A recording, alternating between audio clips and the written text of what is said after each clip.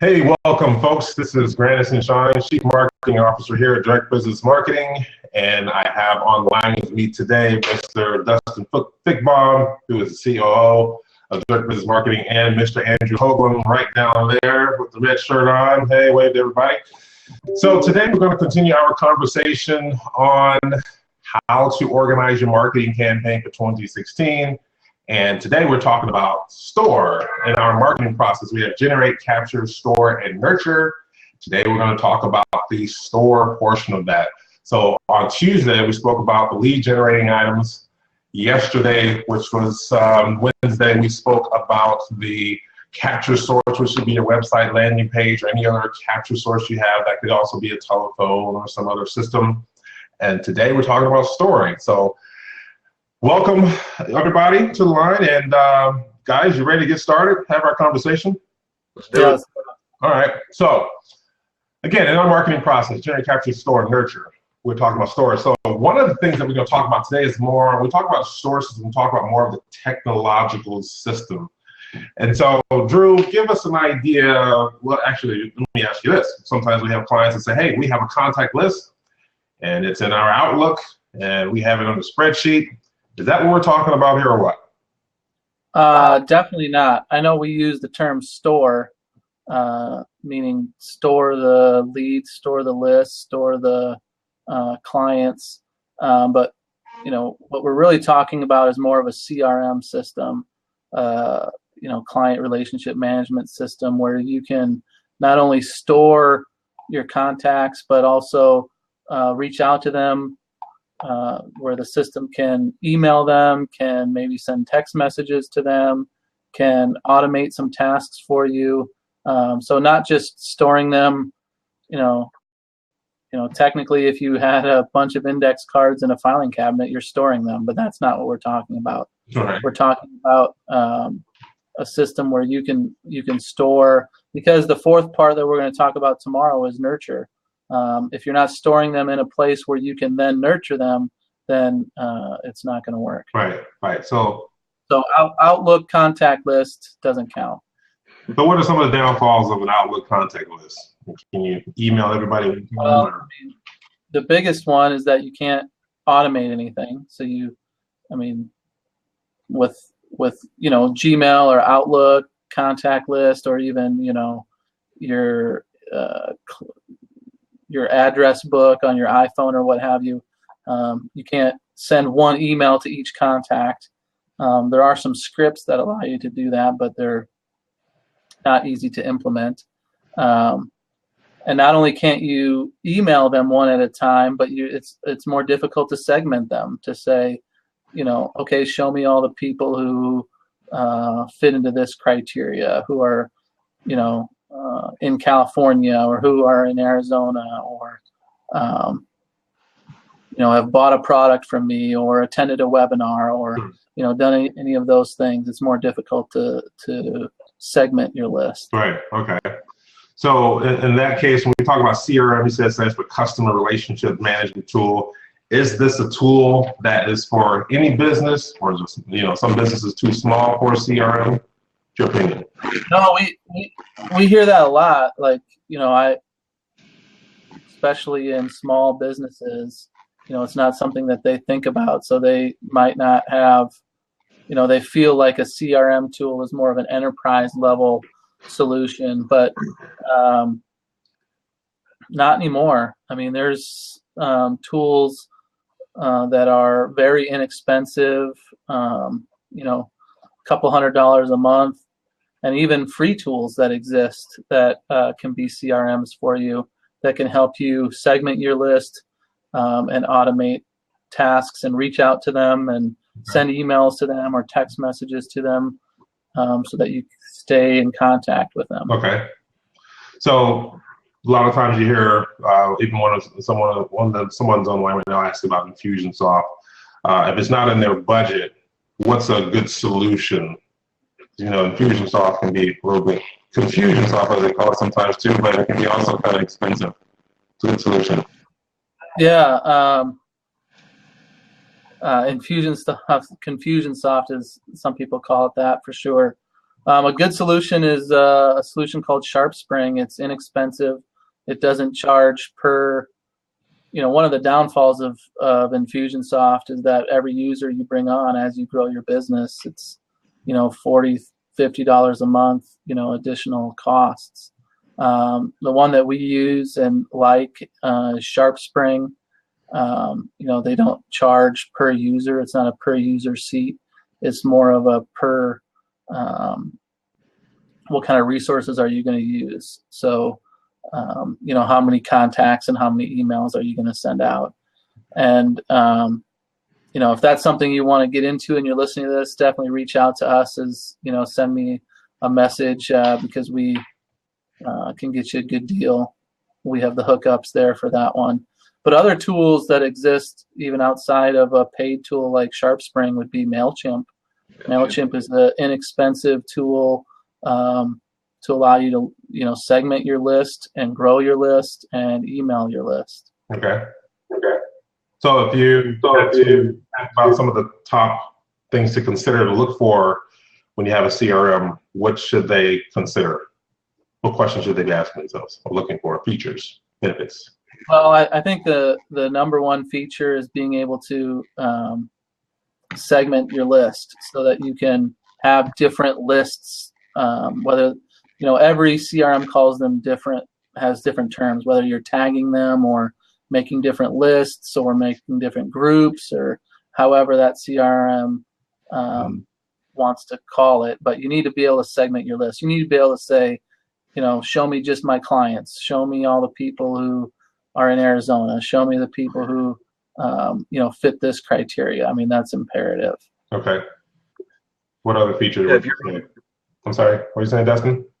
If you're running a company and you sell widget A and widget B, you want to be able to market to the widget A list differently than you want to market to the widget B list. Sure. Yeah, for sure. You want to have the ability to divide and conquer. Okay. Yeah. What would be, let's say, the secondary feature that they should? Well, you have to be able to obviously email them. I mean, it's no good storing them if you can't reach out and send an email to them. And then I would say a third thing would be, can you automate some tasks? A lot of the free tools, they're free because they don't allow the automation piece. Okay.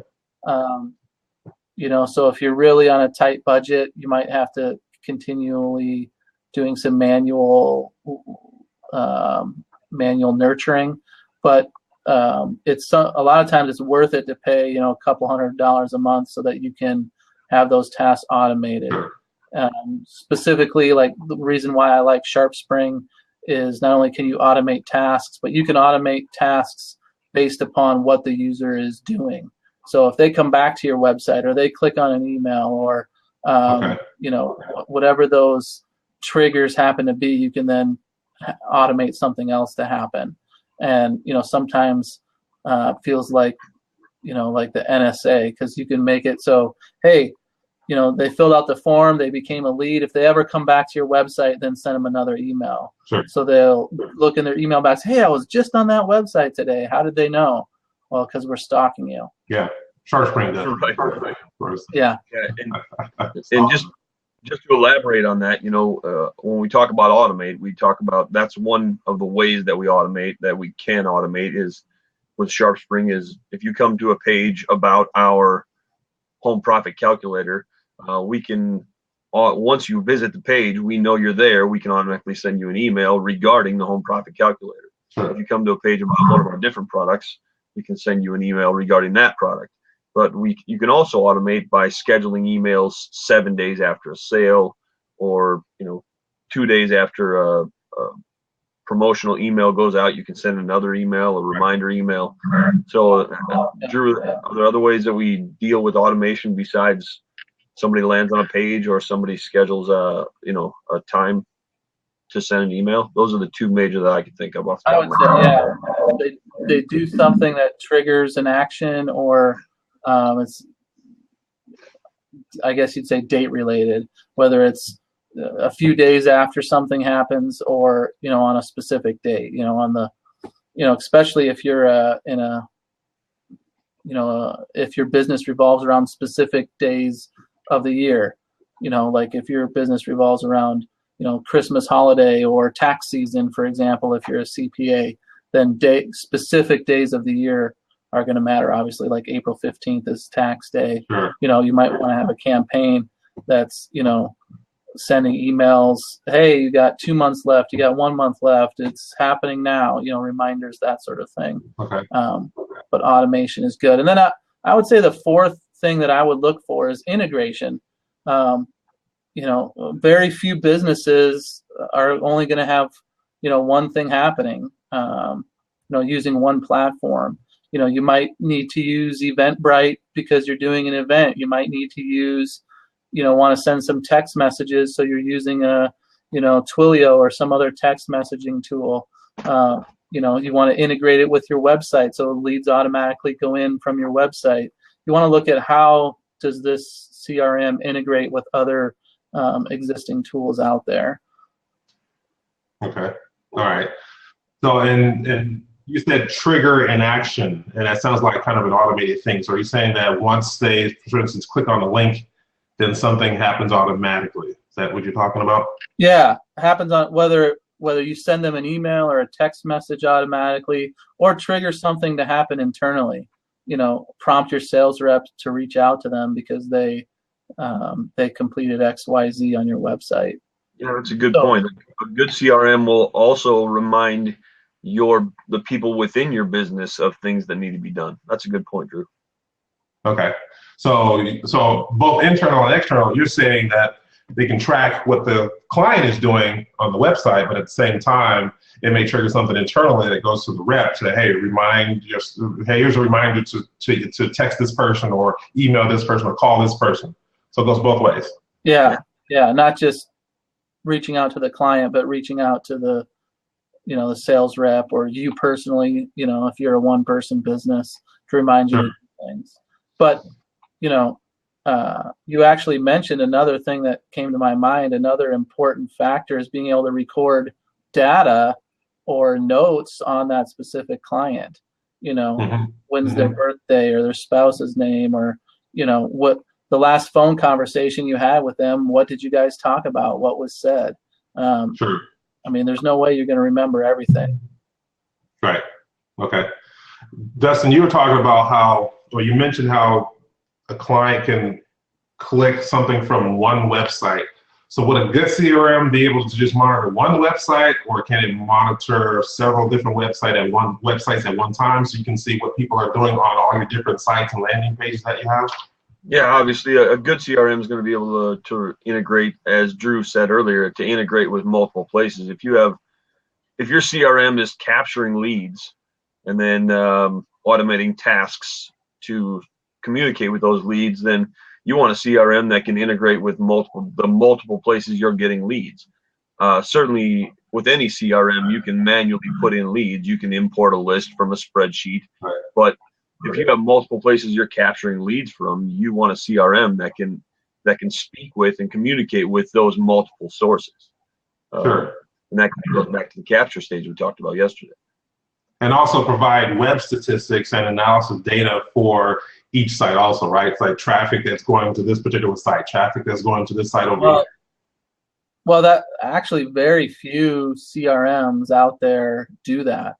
We talked about Infusionsoft at the outset. They do none of that. The free tools like MailChimp doesn't do any of that.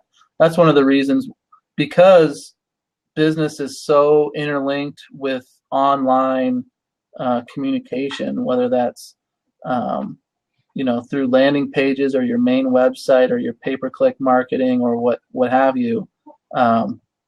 That's why we really like SharpSpring, because it's one of the few CRMs that will allow you to track traffic to your online tools and see how many visitors are coming, and then therefore how many leads and how many conversions you have. It allows you to make campaigns to track the ROI, which we said at the beginning. I think we said during our Generate episode that that's huge for us, is tracking the ROI, and that's what Dustin focuses on. Yeah. Okay. So tracking the ROI, seeing web statistics from each landing page and or websites, making sure all that's in a centrally located dashboard, correct? I mean, once you log in, it's right there. Yeah. Okay. Now, you might not see, if you're a data junkie like Dustin, it's not gonna have every, dot and tittle, every nuance of what everybody's doing. But from a dashboard perspective, typically CRMs are driven for the sales side of it, the sales, client relationship side of it. So you're going to see that kind of data. What's your clients, what's your unknown visitors, and what are your known visitors doing on your website? Okay. So I don't feel like it replaces, for a data guru like Dustin, it doesn't totally replace like a Google Analytics or something like that, but it gives you a good overview and a snapshot so that you can track it generally what's going on. Okay. A few buzzwords out there in the CRM world, like one you already mentioned, I want to go back to that, which is database segmentation. What is that and why is it important? Well, segmentation is being able to take your entire list and parse it into smaller lists based upon criteria. So you're creating segments. And that's important to business so that you can tailor your messaging to your list based upon what they've done in the past. Now, granted, there's definitely going to be some things you communicate with your list that are going to be universal, that are going to be, you're going to send it to everybody in your entire list. But in some cases, you only want to send it to a geographic location or, clients who bought XYZ product. So it's very important to have the ability to segment. And actually, along the lines of segmentation, not only do you need the ability to segment, but you need to think about that ahead of time so that you're capturing the right data to segment. Let's say, you want to segment by geography, but you never put in their zip code or their state. I mean, you'd never be able to do that. So you have to think about what segments you are going to want at the beginning so you can capture that data as the lead comes into your system. Okay. And actually, zip code is one that you can capture, or even state. Those are some geographical things you can capture from a lead that they're more willing to give up than their phone number. Someone's going to be more willing to give up their zip code than their phone number when you're capturing a lead. So if geography matters to your business, don't hesitate to ask for that. Okay. All right. Another one was marketing automation. I know that's a buzz term I think we talked about a little bit. Let's explain what the whole marketing automation is. Well, marketing automation is just the buzzword for what we've been talking about. So that would be, being able to trigger something to automatically happen. Whether that's trigger an internal task or an external email, or, that's just the buzzword that people use is marketing automation. Okay. Right. It's important to note that is incredibly important because, we have even, admittedly so, we've even seen in our business that if we don't automate a task, we don't sometimes remember to do it. So clients we need to reach out to on a regular basis to advise them and other things of that nature. So if we don't automate tasks, they slip through the cracks. And that is maybe one of the most important things about having a quality CRM is the automation. You don't have to remember if it's automated. Sure. Yeah. And what about go ahead. With the automation, it's easier to grow your business then. It's easier to add more sales reps to your team. It's easier to add more, client relationship managers or whomever, however you want to refer to people, account reps. It's easier to add more people to your team if you have it into a system and automated. Okay. All right. And then the term workflow, that's another one that's out there, especially when you talk about marketing automation and CRM workflow. What's the workflow? Give our audience an idea what that is. Well, a workflow is something that we're big on, and even our business is based upon the generate, capture, store, nurture workflow. But inside of a CRM, when you're dealing with marketing automation, you want to have the ability to make some decisions. For example, we talked about when you're, if a client meets a certain criteria, then we want them to start this automated process. Let's say, do email, get a set of 3 emails over 5 days. But what a workflow allow you to do is jump out of that process. Nothing's set in stone. It'll allow you to make decisions saying, hey, if this is if they accomplish another task, let's jump off of that specific task list and do something else. So it allows you to make yes/no decisions. Okay. And then we have the term lead scoring. What is the lead score? You hear some information about that now. Well, lead scoring is just a way in your business where you can use a numerical formula to identify how important a lead is. How many so that you can rank. If you have leads coming in, especially if you have not enough leads coming in, then lead scoring is pointless. Every lead is worth $1 million. But if you have so many leads coming in that you need to rank them, then lead scoring is important. So how engaged a client is based upon their lead score. Okay. All right. Dustin, do you want to add to that? So you wanted to say something? Oh, okay. No, that's fine. So the CRM that we provide, again, SharpSpring, that's one that it has the features that we're talking about. So in order to capitalize on our opportunity, what we're talking about, how to organize a marketing campaign for 2016, there's a lot of thought process when you're formulating your marketing plan, organizing your marketing plan. A lot of that information is going to go into the storage system or the database system or the marketing automation tool, the CRM, or CRM with marketing automation. So what we have available for you, and you can find it at directbusinessmarketing.com/marketingplandoc, is a document that will help you through the process on how to organize and plan your marketing from this point forward. So this document has instructional videos that's along with it. Feel free to go to, again, directbusinessmarketing.com/marketingplandoc, and we have information there. We want to keep this information that we're providing for you today short and concise and get straight to the point. Join us tomorrow at the same bat time, same bat channel, as we talk about nurture. Make sure you attend tomorrow, because we're going to really elaborate on what and how to organize your nurture campaign, which is going to be a huge, important piece of your marketing. Thank you very much for attending. I'm Grandison Shines, along with Dustin Fickbaum and Andrew Hoagland here at Direct Business Marketing. We will talk to you all tomorrow. Thank you very much. Bye.